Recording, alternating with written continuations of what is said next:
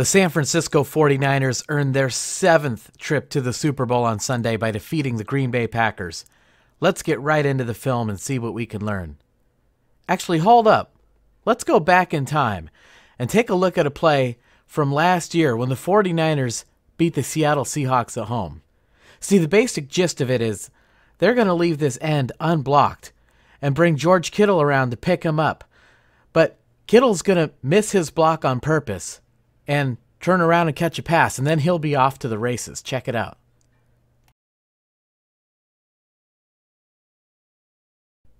Now, of course, the reason I bring this up is because the 49ers did something very similar against the Green Bay Packers on Sunday. These two receivers are going to run routes. That's Kyle Juszczyk lined up in front of the end there. Now, in order to sell the run fake, the entire offensive line will move to their right. The end will be unblocked again. It's going to look like he's got a clean shot into the backfield. So the 49ers bring, this time, Deebo Samuel around. And watch, Samuel doesn't even really attempt to block him here. He just goes right by him and turns around and catches a pass. Now, Kevin King is in pretty good position here, but he sits up because he's waiting to see which way Deebo's going to go. He thinks Deebo's going to shake and bake him, but he underestimates Deebo's speed, and Deebo just blows right by him.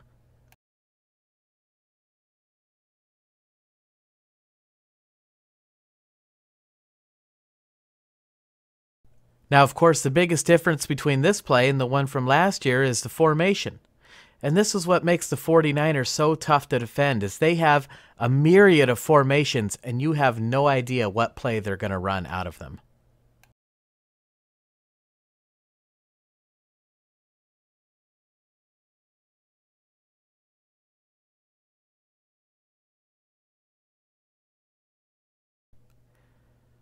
Okay, the 49ers motion the back out of the backfield, so the Packers know it's going to be a pass here, and what are the safeties going to do? They're going to backpedal so they don't get beat deep on the play. Now, Deebo Samuel is going to run a route where he goes just past the linebacker and cuts into the middle of the field. If you remember back to the Emmanuel Sanders video, this was a play we thought they were going to run a lot with him, but Deebo Samuel has become the weapon for the 49ers. Now, in order to keep the linebacker from carrying Deebo through the zone, the 49ers send the flanker up top into his area, so the linebacker will drop down to pick him up, leaving Deebo wide open.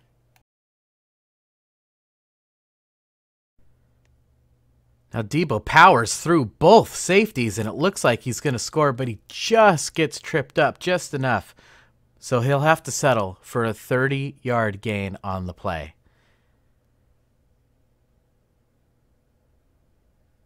Now, this is pretty nice pass protection here, and look at the location of this football. Right on the money. All right, it's later on in the same drive, and the 49ers are facing a 3rd down and 8. That means they have to throw a pass, right? Well, not necessarily, and we're going to go back in time again, and I'm going to show you a 3rd and 7 play the 49ers had. Now, that was Vernon Davis that they had brought in motion, and he's going to pin Jason Babin to the inside here. The receivers will each block the man in front of them, and you can see the 49ers are bringing Joe Staley around to act as a lead blocker for Kendall Hunter on the play. And the play is a success, and the 49ers will go on to win the game. Now, that was a 3rd and 7. Let me show you a 4th down and 9 from earlier this season when the Cleveland Browns played the Los Angeles Rams. Now, this was a really interesting idea, and it looks like the Browns have some nice blocking set up, and this is going to be an inside run. Unfortunately for them, the safety for the Rams is able to come down and make the play short of the 1st down. This play was unsuccessful, and Freddie Kitchens was heavily criticized after the game. The point of this is you don't always have to throw a pass on 3rd and long. If the coaches have a running play that they really like and think will get them the 1st down, well, they're going to call that play. So let's go back to the NFC Championship game. Now remember, it's 3rd down and 8 here. And the 49ers hand it off, and Raheem Mostert is gone. Oh my goodness, what a start to this game. Let's go back to the snap. Okay, The first thing we notice is that Joe Staley is going to fire right off to the second level. Laken Tomlinson is going to pin Zadarius Smith to the inside.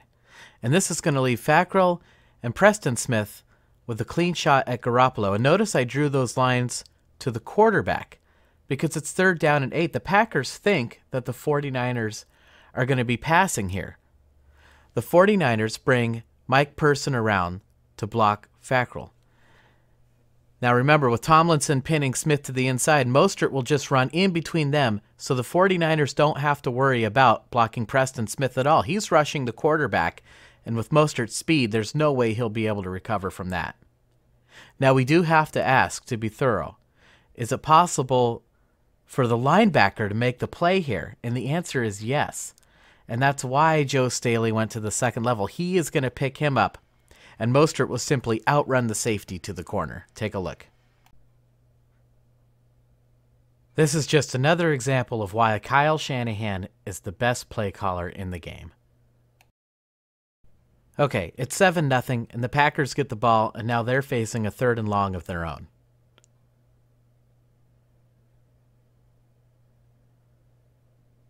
Now right away we see that all the receivers for the Packers are covered. Now it's true, Rodgers probably does have the check down if he wants him, but the line to gain is the 49, and remember, it's 3rd down. He's not going to make it there. And if we take a closer look, Rodgers isn't even looking in that direction. And of course, now the pass rush will get home to Rodgers.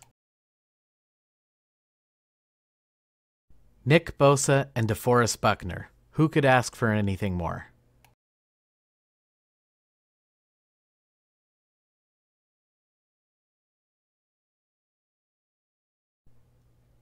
Now, of course, it's not Aaron Rodgers' fault that all the receivers are covered.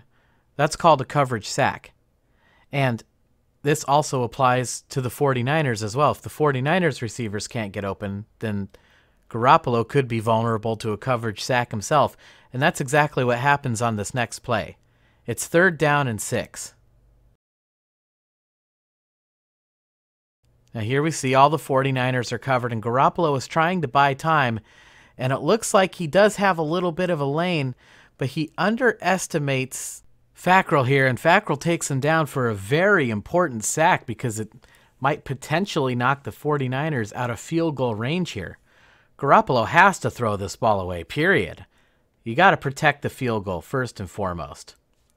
Now, I showed you this because it brings up a really interesting situation, and one that used to happen at Candlestick all the time, but one that hasn't happened at Levi's yet, at least not to my knowledge, which is the 49ers are right at the end of the quarter. There was like maybe 15 seconds to go after this sack, and the clock was running.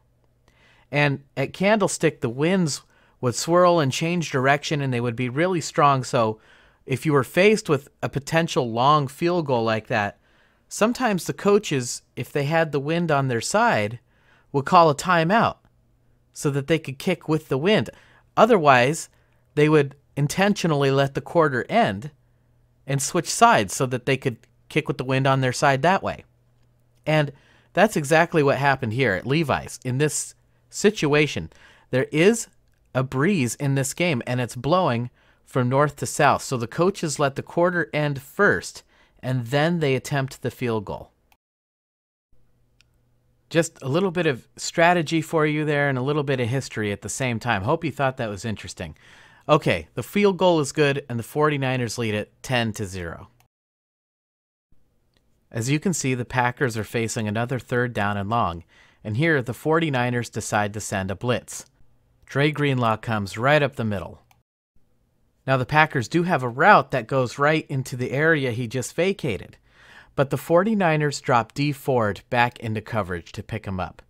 And when Aaron Rodgers sees D Ford way back there, he kind of freezes. And that's bad news for him because the 49ers, surprise, also send K'Wan Williams on the blitz.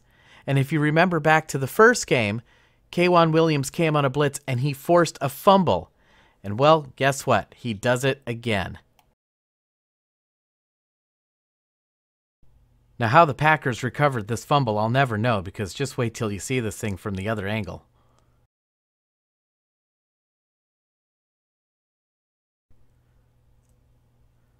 Oh man, that thing's just there for the taking. Now the Packers fall on it, but the 49ers get another break in just a moment here. And before we get into this next play, we should talk a little bit about special teams. And special teams is anything that's not offense or defense, right? So it's your punts, your field goals, your kickoffs, things like that. And if you've ever played football, there's no doubt your coach told you how important special teams was to the game. You know, they talk about 3 phases of the game, right? Offense, defense, special teams. And some coaches will even say that special teams is just as important as the offense and the defense. And if you think about it, it makes a lot of sense, right? First of all, you have field goals and extra points. There's a lot of points scored on special teams. Then you have things like punts and kickoffs, huge swings in field position. I mean, we're talking 40, 50-yard plays. Very important. Well, here, the Packers have a little bit of an issue with one of their players on special teams. The punter was really sick with the flu. And, you know, I give him credit. He suited up. He lined up to play. And you might think, well, if he's lining up to play, he's good to go, right? Well, not necessarily. Because, well, most teams don't really have a backup punter. So he gutted this out, but he did not have a good game. And here, he gets off a really poor kick. He shanks it out of bounds. And the 49ers are going to get great field position. Now at the start of this next play, the 49ers bring Deebo Samuel in motion. And already this is a big problem for the defense because he could be taking a handoff, he could be running a route, or he could be a lead blocker on the play for Raheem Mosterts, which is what they actually did. Now the 49ers also bring Mike Person around to pick up the end, and check out the block he just lays on him. It's awesome. Mostert just follows in behind those guys for the touchdown. Boom. Now that is a block.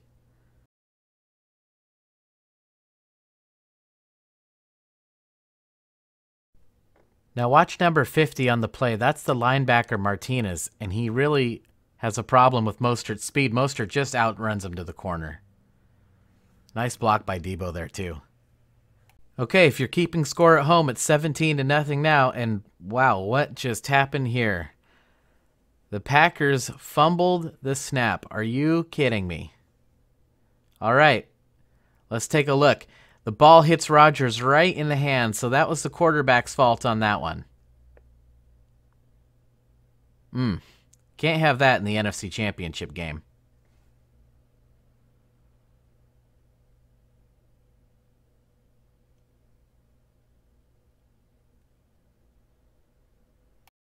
I included this next play because I thought it was an interesting moment for Deebo Samuel. Here you can see he's clearly being interfered with, but at first there's no call, but Deebo asks for a call and he gets it. Deebo Samuel starting to get a little respect around the league.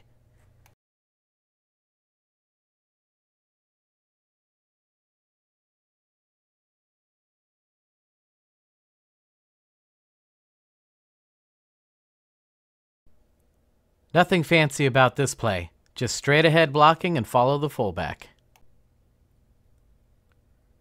Look at those moves by Mostert, and it's a huge gain. And here we can see it's clear that Mostert is having a day.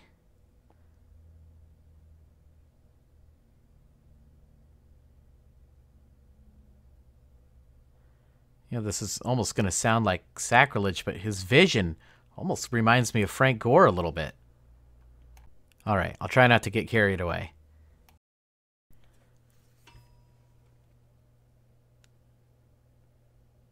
The 49ers attack on a field goal and go up 20-0.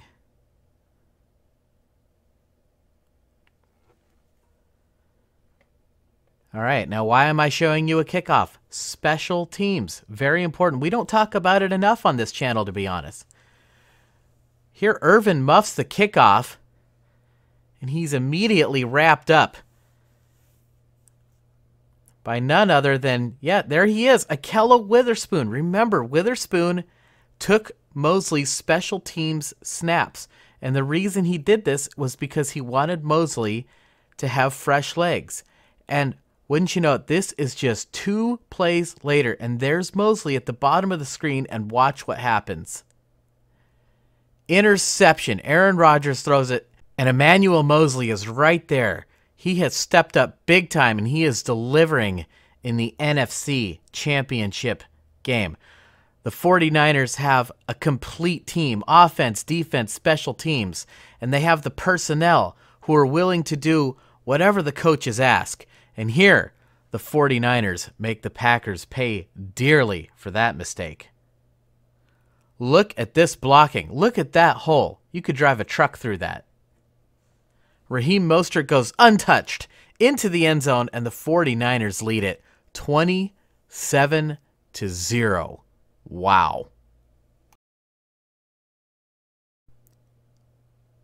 Now, if you're keeping track, this is 3 touchdowns on the day already for Raheem the Dream Mostert. All right, let's move ahead to the third quarter. Now, the Packers, they went 13-3 too, and they have great players on their team like Aaron Rodgers and Aaron Jones, and they fought back. This is a cool play. The Packers are going to let this pass rusher beat them on purpose so that they can block downfield for Aaron Jones. It's a really nice little play design. Check this out.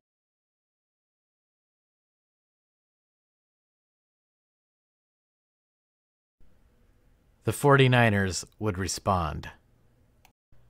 Here, Raheem Mostert is going to follow Kyle Juszczyk again for just a 2-yard gain this time, but here's something that Tim Ryan noticed. You see number 13, Richie James, is in the game, and he's giving Deebo Samuel a breather. And we're going to take a look at why that is in just a second. All right, this is the next play.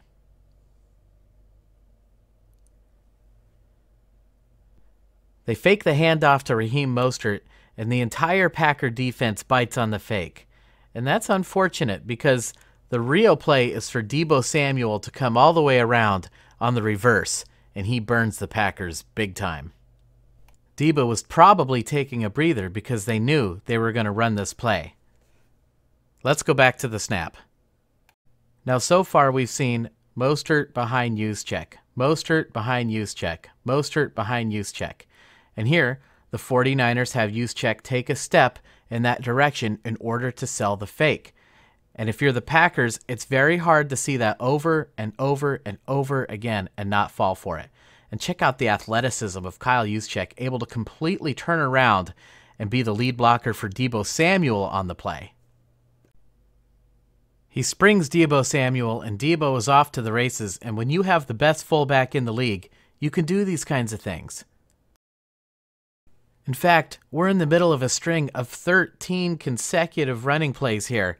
And what do you think the 49ers did next? Mostert behind Juszczyk.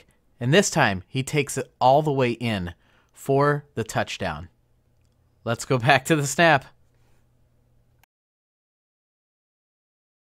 This is just power football here. I formation, the entire offensive line flows to their left, and the running back will just follow behind Kyle Juszczyk. It's that simple.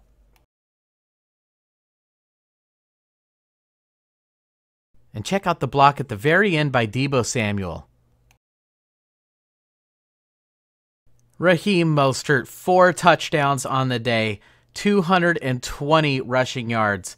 And that is the most in franchise history. Even Frank Gore didn't have that many. Gore had multiple 200-yard games, but they were all under 220.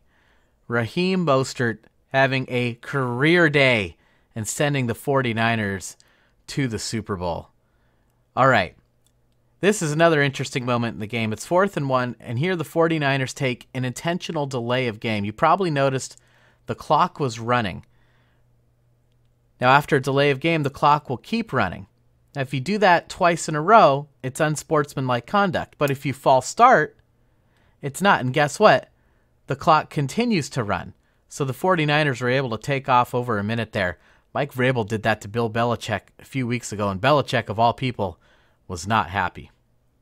But like any great coach, Kyle Shanahan watched what Vrabel did, learned from it, and applied it to his own team. Here, Rodgers is trying to get the ball deep to Davante Adams, but Richard Sherman is in great position. And in fact, there's a safety right there too, and One of my coworkers asked me, why would he throw that in a double coverage like that? Well, the answer is you have no choice. There's 2 minutes to go here. You're down by 17 points. You have no choice but to throw the ball and risk the interception. And watch Richard Sherman on this play. He does a beautiful job of tracking this ball in the air and making the interception to seal the game. It's his 5th interception of the year and the 2nd in the playoffs. And he said, I show up in big games, and man, has he delivered. The 49ers are getting the all-pro corner that they hoped they were getting.